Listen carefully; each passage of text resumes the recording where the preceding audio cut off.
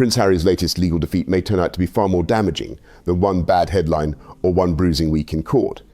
It may become one of those moments that exposes the whole structure beneath the Sussex project.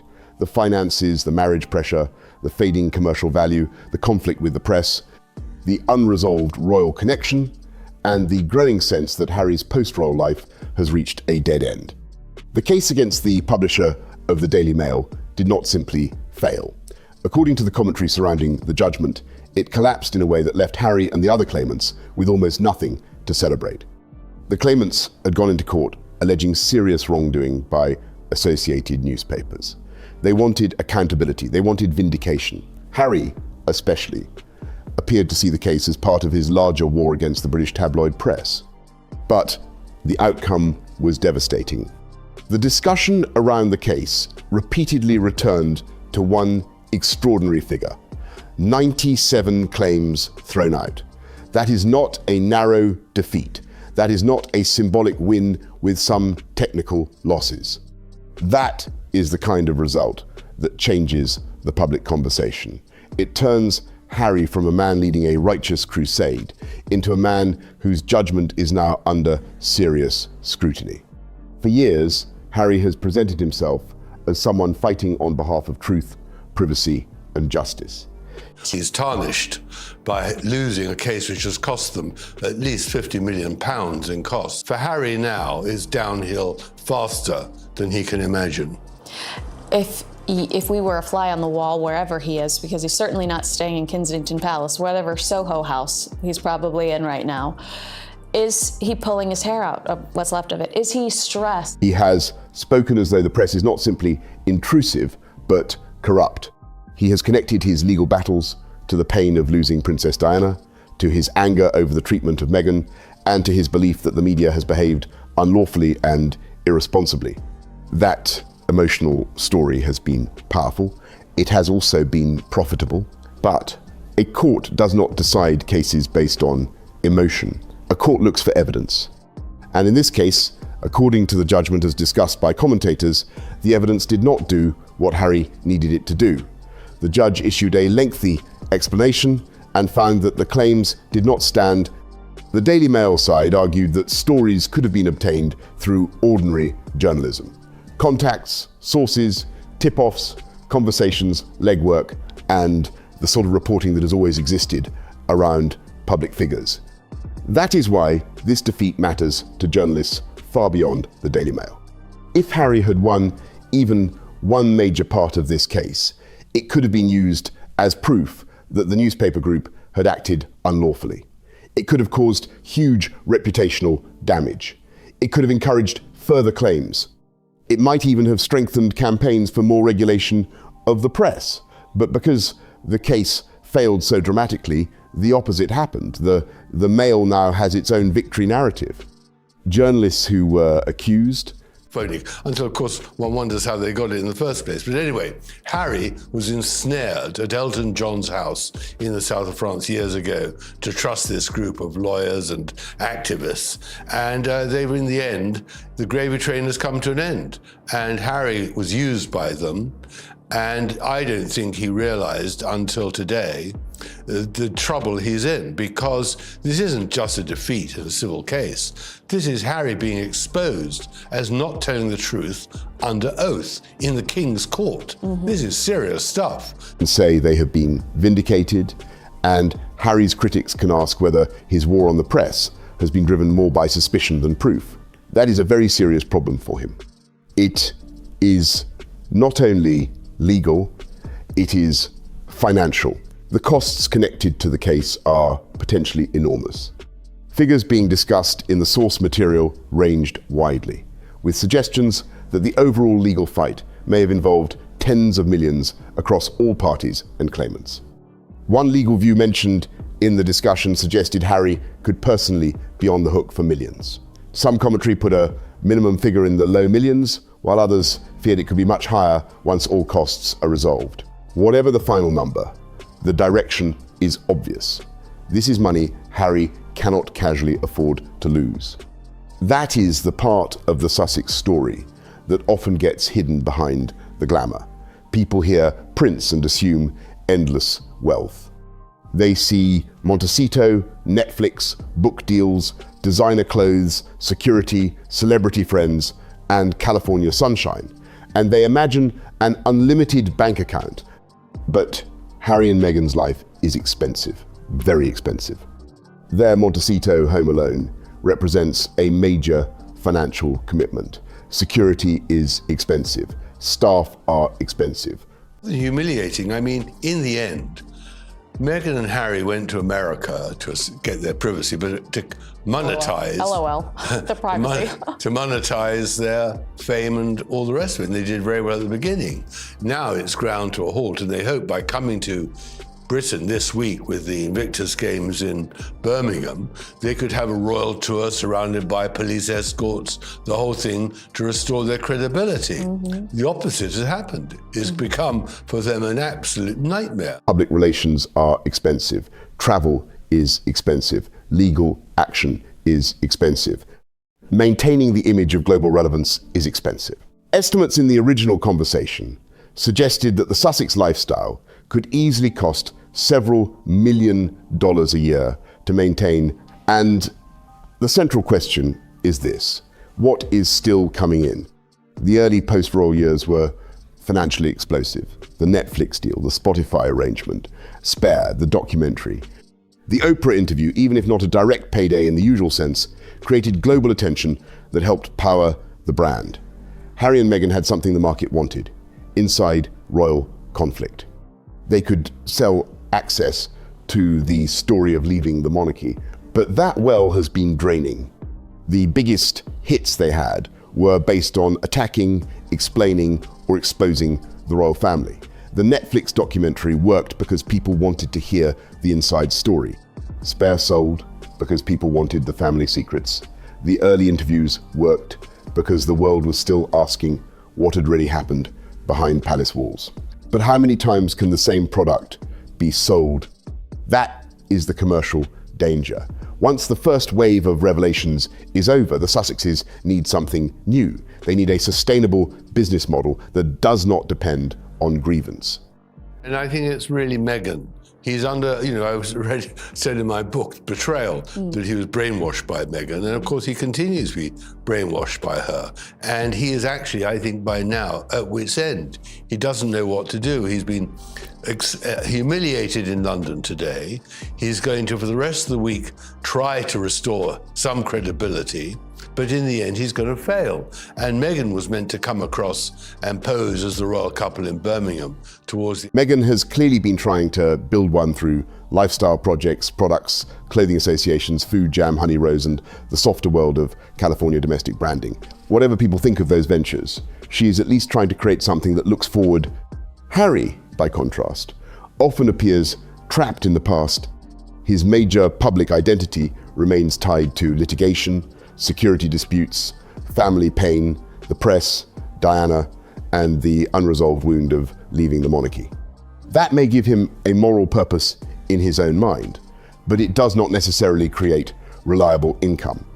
And if he is not generating major new money, while also spending heavily on legal fights, the pressure builds. That pressure inevitably raises questions about the marriage. No one outside the household knows the real state of Harry and Meghan's relationship. It would be irresponsible to pretend otherwise. But it is fair to say that financial stress changes relationships. It changes power dynamics. It changes patience. It changes the way one partner looks at another partner's decisions. Critics argue that Meghan was willing to support Harry's public role as long as it helped the brand. His royal status gave her global recognition. His family story created commercial opportunity. His emotional narrative made them valuable to platforms and publishers. Well, I think that she would have normally been there because Invictus has always been her showcase event. Invictus was Meghan, whether it was in Vancouver or Düsseldorf or The Hague. That is where Meghan was able to star and revive her great image of the smiling Duchess. Now, I think people will say, what on earth is this woman doing here? On the arm of a man, as I say, exposed as a liar and having lost all that money. But if that same public role now produces legal bills, reputational damage, and declining income, the calculation changes. This is why the court defeat may be so destabilizing. Harry may believe he was fighting a virtuous battle. He may believe he was standing up to the press for his mother, his wife, and his children. But from a household finance perspective, the question is colder. What did it cost and what did it produce? If the answer is millions spent, a humiliating judgment, and no meaningful victory, then Meghan may not see romance or principle. She may see risk. That is not to say divorce is imminent. It is not to say the marriage is over. But it is to say that the practical strains are obvious. If one partner is focused on building a lifestyle brand while the other keeps returning to expensive legal battles, the two agendas begin to pull apart. The source discussion also raised Harry's previous legal action against the Mail on Sunday, connected to reporting around his request for royal security. He withdrew that case in January 2024 and reportedly faced significant costs there as well. That matters because it shows a pattern. This is not one isolated legal gamble. Harry has repeatedly entered legal battles with confidence. And that is a problem for him. But also, Meghan had always stood back from these cases. Meghan very shrewdly realized taking on the media was not clever. She urged Harry not to become involved in these cases, but he wanted to, so he threw his dice in with the third. Only to face serious financial consequences when the cases do not deliver what he hoped. That creates a reputational problem with lawyers, business partners, and the public. At some point, people begin asking whether Harry is being badly advised, whether he is ignoring good advice, or whether his anger at the press has overwhelmed his strategic judgment. The financial question leads naturally to the Montecito lifestyle. If Harry and Meghan were an ordinary couple under financial pressure, the obvious advice would be simple. Spend less, downsize, sell the enormous mansion, move somewhere more practical, reduce overheads. Live below your means, build income slowly. Stop taking massive legal risks. Choose stability over image. But the Sussexes are not an ordinary couple, and image is part of the product. Montecito is not only a place to live, it is a statement. It places them near a world of celebrity, wealth, influence, and American aspiration. It says they are not merely ex-royals hiding from the press. They are global players. They are neighbors of famous people. They belong in the same conversation as Hollywood, streaming platforms, billionaires, and elite American culture. That is Meghan's world far more than Harry's. Harry has often seemed more suited to a simpler life. This was that the judges, there were four in the end, didn't want to in any way impugn the royal family. You remember they said she'd had a lapse of memory, unfortunate lapse of memory, when she effectively lied that she'd forgotten about briefing. Something she has in common with her husband, Tom Bauer. Exactly. But now, she realized it was luck because the judge in this case, a man called Matthew Nicklin, was the same judge who dismissed Harry's case against the Mail on Sunday about the negotiations at Sandringham about protection, and said that Harry had lied in his... Many commentators believe he would have been happier somewhere rural, private, and physically grounded. A farm, a ranch, a life around animals, sport, military charities, and outdoor space. There has long been speculation that he once imagined a future in a place like South Africa, away from palace pressure and celebrity circles.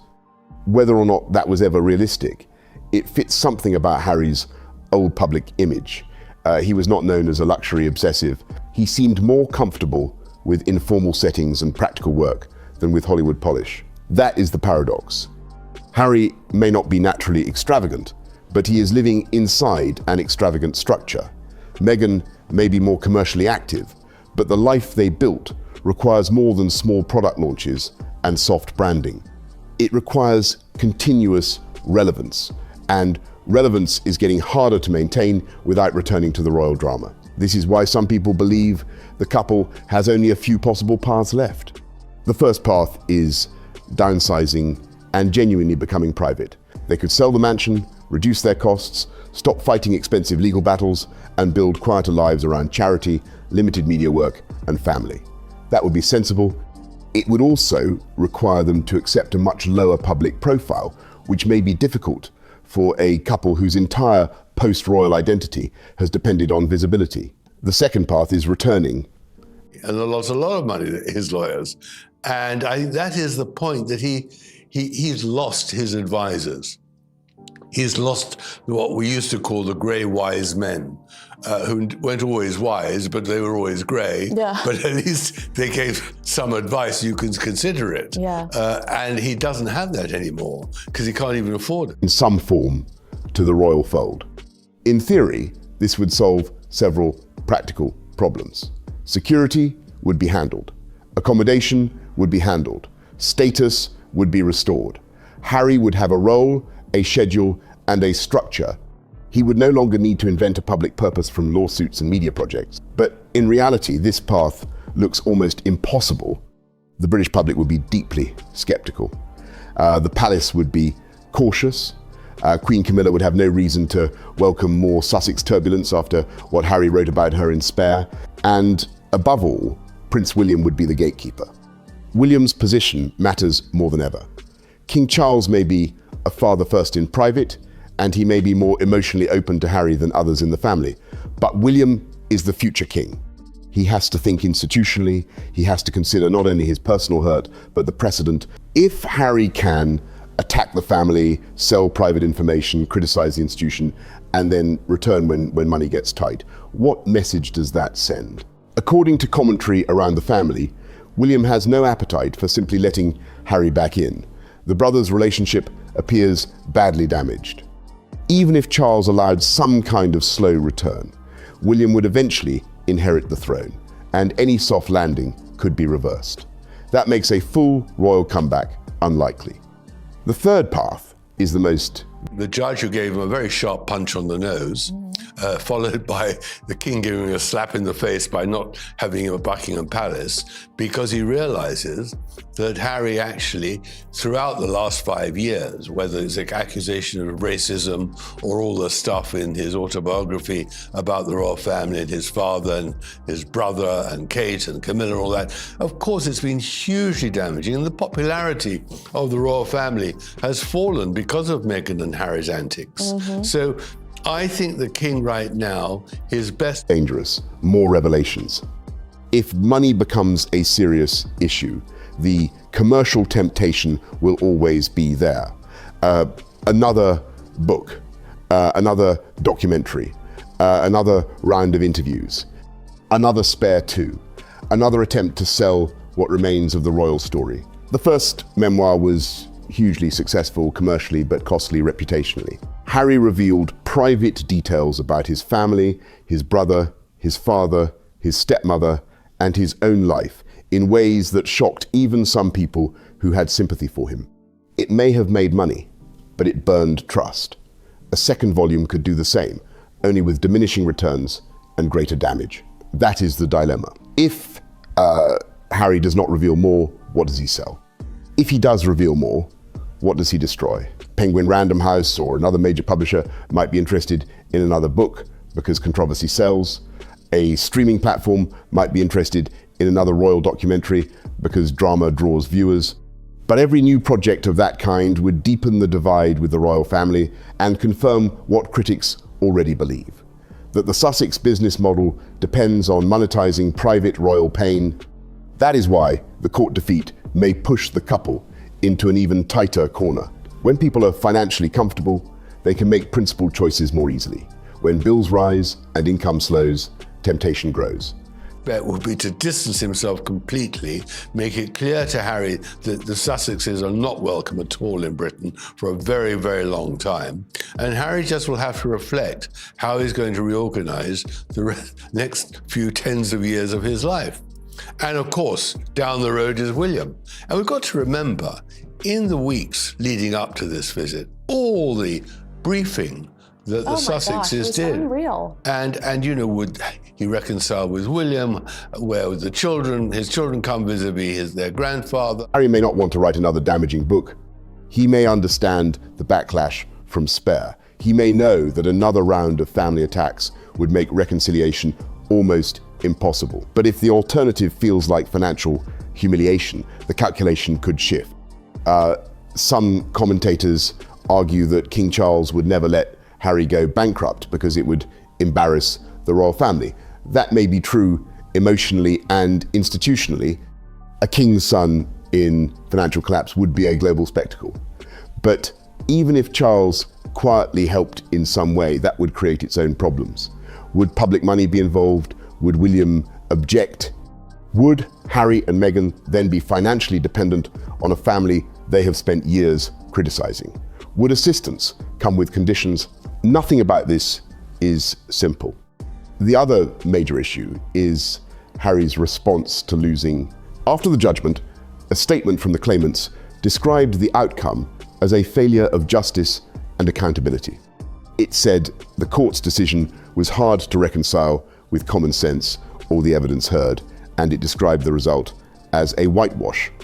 Although the statement was issued in the name of the group, commentators in the source discussion felt the tone sounded very much like Harry. That reaction matters. Gone really bad for the Sussexes. So they have What was the objective in them doing that? well, to get to resurrection, be the royal family, somehow find a way in which they could monetize themselves through being accepted again in Britain. But of course, they're not apologizing. They have no contrition for the terrible things they've done over the last 5 years. So I never understood exactly how they thought it would play out, except that. Because it reinforces the central criticism of him. He demands accountability from everyone else, but struggles to accept it himself. If a court rules in his favor, he calls it justice.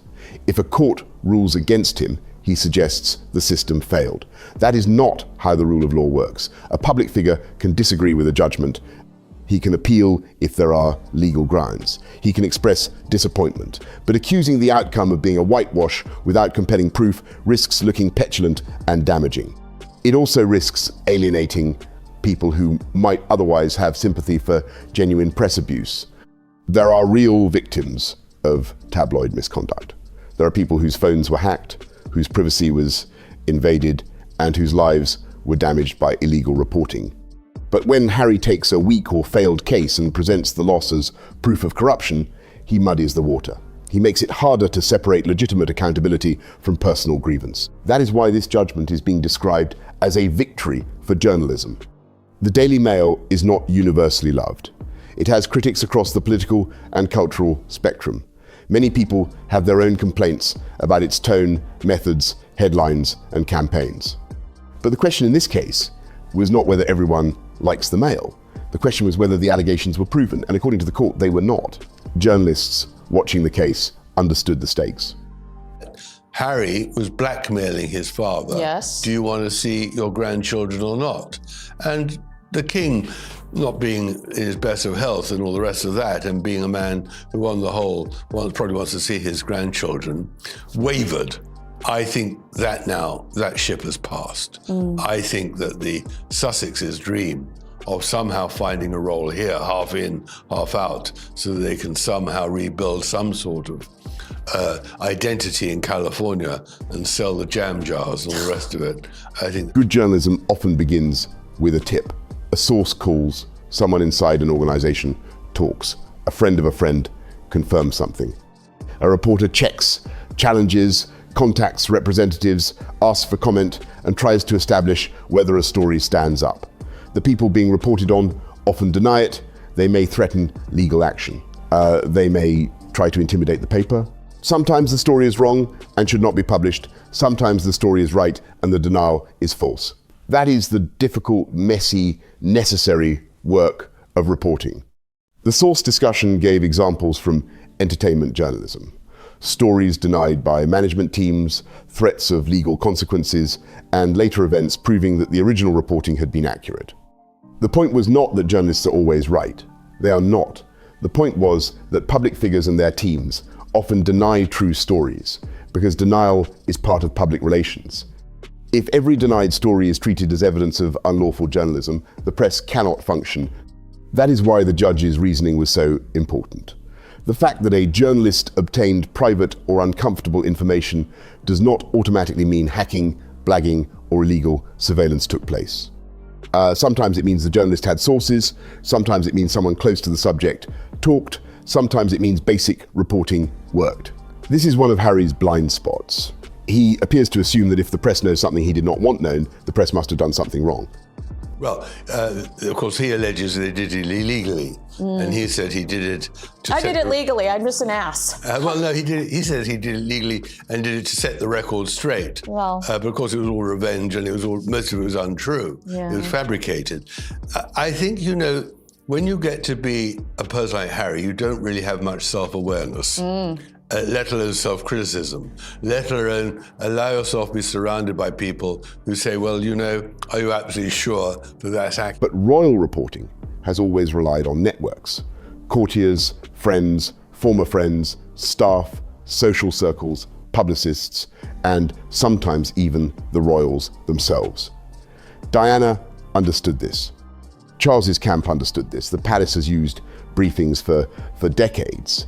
And the Sussexes themselves have often been accused of using friendly outlets when it suits them. That is the contradiction. Harry condemns the media ecosystem, but he and Meghan have also benefited from it. Their story has been told through interviews, documentaries, books, sympathetic magazine features, carefully timed briefings, and supportive American outlets. They know the power of media. They use it. But when coverage turns negative, they present themselves as victims of the very machine they continue to feed. This is also where Meghan's public image becomes relevant.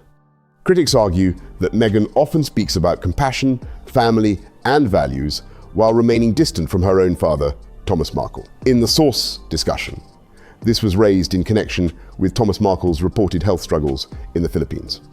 That family situation is complicated and painful, and no outsider knows every private detail.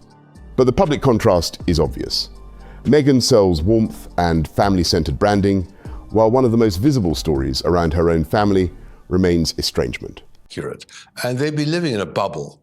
They've been living in a self-fabricated bubble where they have effectively believed themselves to be the victims. Yes. Well, now they're not the victims, they're the perpetrators.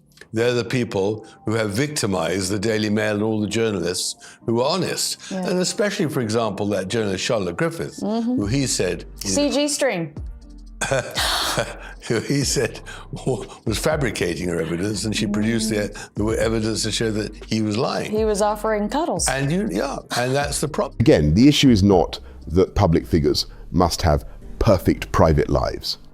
The issue is consistency. Harry and Meghan are criticized so intensely because they have built their brand around values: compassion, truth, accountability, family, privacy, healing, service, and justice. Once a public figure uses those words as brand pillars, the public will compare the words to the behavior. If the gap grows too wide, trust erodes. That erosion is now visible. The court defeat intensifies every existing doubt. It makes Harry look less like a warrior and more like a man chasing a vendetta. It makes the Sussex finances look less secure. It makes Meghan's brand look more fragile. It makes a royal return look impossible. It makes another book or documentary look both tempting and destructive. It makes journalists more confident in pushing back. And it makes the palace's silence look wiser than ever. For King Charles, the question is how far this can go before formal action is needed.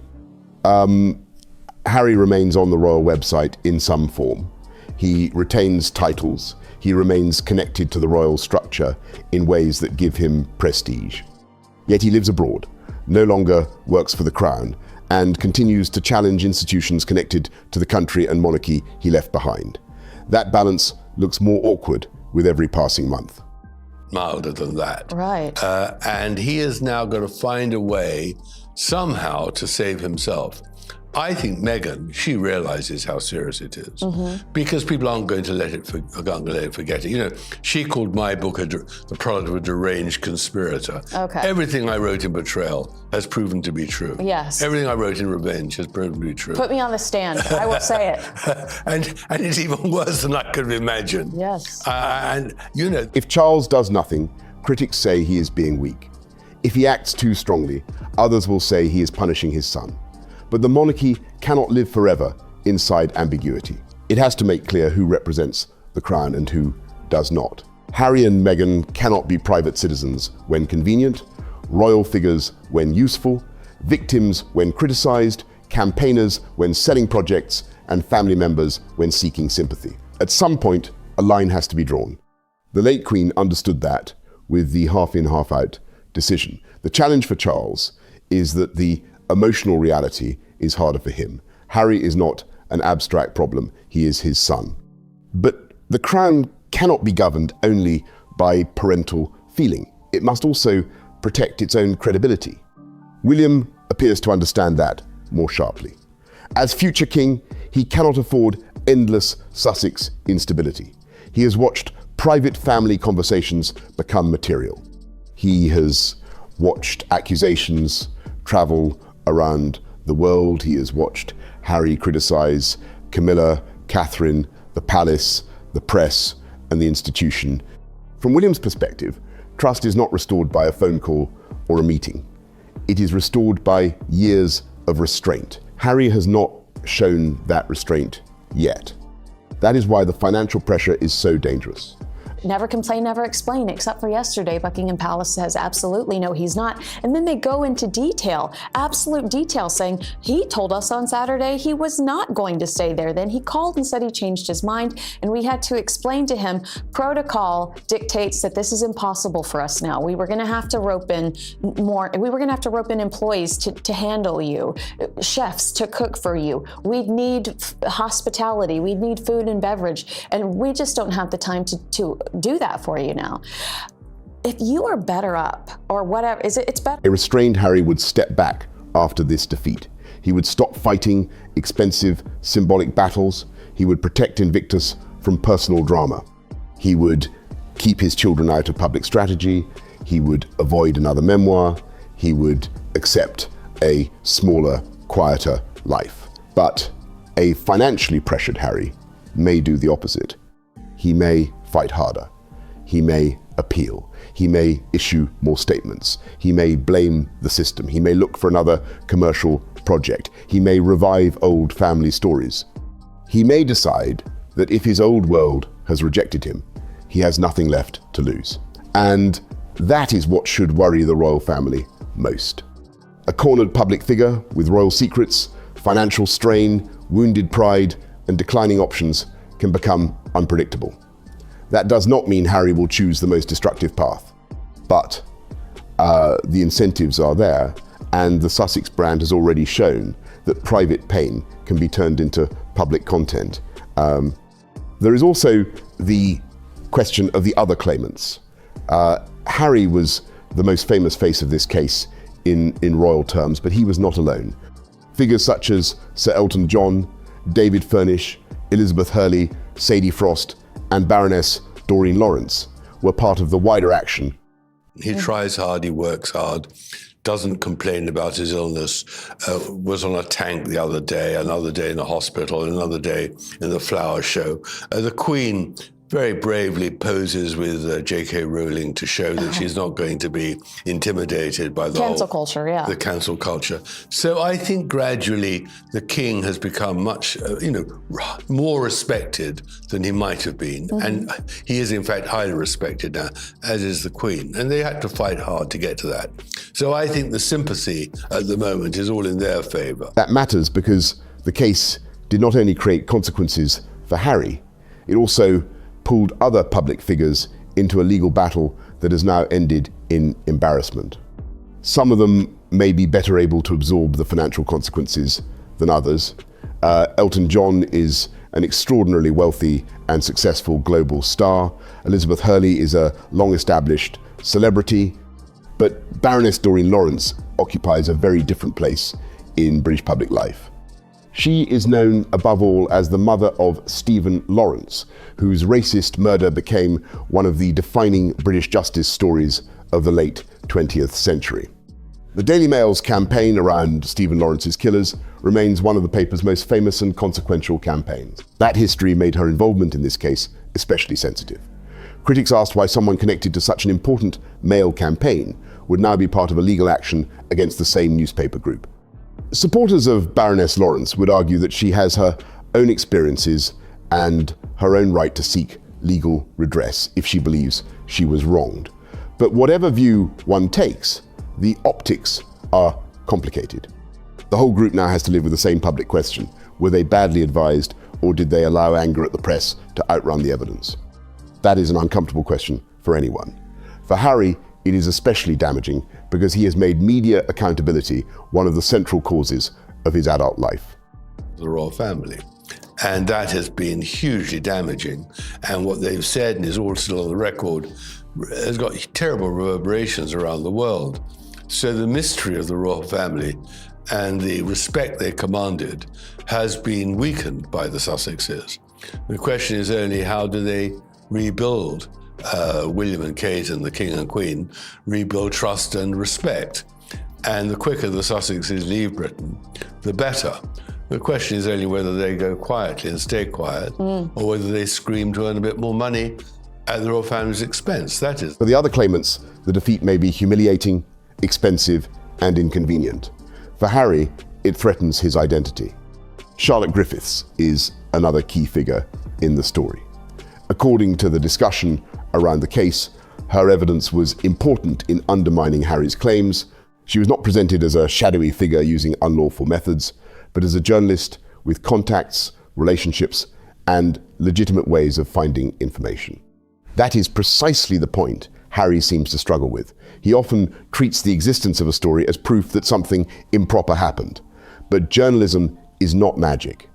It is relationships, calls, persistence, background knowledge, and sources who choose to talk. The uncomfortable part for Harry is that some of those sources may have been close to him or close to his world.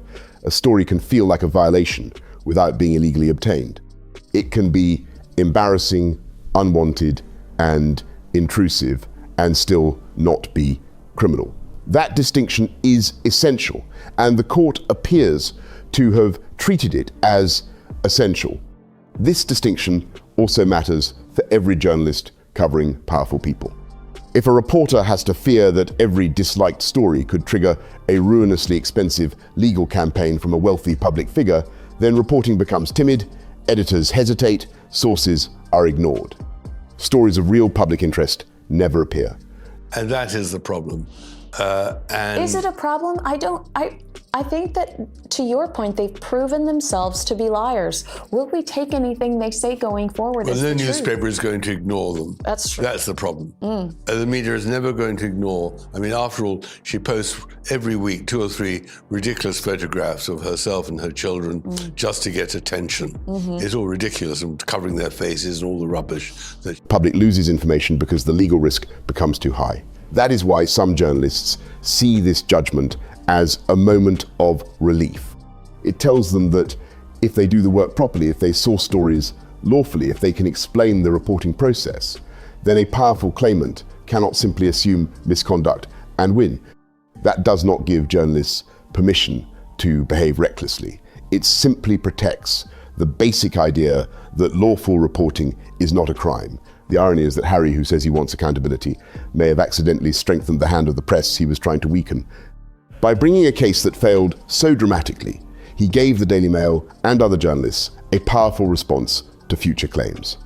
They can now point to this case and say accusations are not evidence, suspicion is not proof, and disliking a story does not make it unlawful. That is a major shift.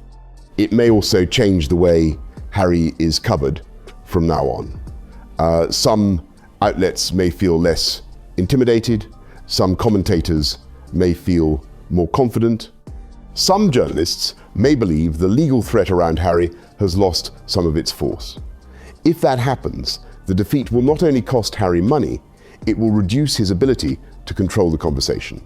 And control has always been central to the Sussex project. Harry and Meghan do not object to attention itself. Hurt them very deeply over the last few years. Or wine for money. Yeah. Absolutely. I think that is the question now will be, Prince William now has got even more ammunition to say to his father, enough's enough. Let us get rid of this family. Let us even strip them of their titles. They're doing us huge harm, just in the same way as Andrew did. And I think Charles will now, the king now, will realize that there's a lose-lose. Any association with Harry has got to be losing. But They object to attention they cannot manage. They have used major platforms when the terms suited them: Oprah, Netflix, Spotify, Spare, friendly magazine features, carefully placed briefings, and sympathetic interviews. The problem comes when the press asks harder questions, reports contradictions, or highlights behavior that does not fit the preferred image. That is when criticism becomes hate. That is when scrutiny becomes persecution. That is when a negative story becomes evidence of a system out to destroy them. But a public figure cannot build a global brand and then demand only admiration. Once you sell a story, people are allowed to question it. Once you make family values part of your image, people are allowed to ask about your own family relationships. Once you make privacy part of your identity, people are allowed to notice the interviews and documentaries. Once you make justice part of your campaign, people are allowed to ask what happened when a court rejected your claims. That is the price of public life, and Harry is discovering that the price is rising. So where does this leave him? In the short term, he faces legal and financial consequences. In the medium term, he faces a brand problem. In the long term, he faces an identity crisis. If he is no longer a working royal, no longer a reliable commercial force, no longer a universally sympathetic victim, and no longer a victorious campaigner against the press, then who is he? Cenobale, which was Dr. Sophie Shandaka saying, they're toxic, they're a distraction, we're having a hard time fundraising, we're better off without them. Could Invictus make a similar decision? well, the thing about Invictus is it gets government money. The question is whether Boeing and the other corporate sponsors stay on board. My suspicion is that they will weigh it up, consider it very carefully. On the one hand, they want to rightly support wounded soldiers and servicemen and women. And on the other hand, do they want to be associated with Harry? The latter, obviously not. That is the question behind the headlines. Harry once had a clear role. He was the spare, the soldier prince, the people's prince in training, the informal royal, the founder of Invictus, the brother who balanced William, the grandson who made the Queen smile, the son shaped by Diana's memory. Then he left and tried to become something else: a global truth teller, a media producer, a mental health advocate, a privacy campaigner, a husband protecting his wife from history repeating itself. But that second role is now fraying. The truth teller has lost credibility in court. The media producer has run out of fresh material. The privacy campaigner keeps living through publicity. The mental health advocate often appears consumed by unresolved anger. The husband protector narrative depends on Meghan being cast as Diana's successor, a comparison many people no longer accept. And the prince who left royalty still needs royalty to remain commercially relevant. That is the collapse underneath the case. The legal defeat did not create all of Harry's problems. It revealed them. It revealed the financial fragility. It revealed the exhaustion of the grievance model. It revealed the limits of attacking the press without proof. It revealed the pressure on the marriage. It revealed the lack of realistic options. It revealed why the palace may need firmer boundaries. So I think everyone is now pausing to wait to see. The gunfire has gone off. What happens when the smoke disappears? Yeah. And that is what we're going to see in the next few days. What damage is permanently attached to Harry? Can he recover? Will Meghan somehow see that they've got to play it differently? What will the palace do? Another rebrand? Another brand of jam or whatever. It is fascinating to watch how... And it revealed why journalists, even those critical of the Daily Mail, may see this as a crucial moment for press freedom.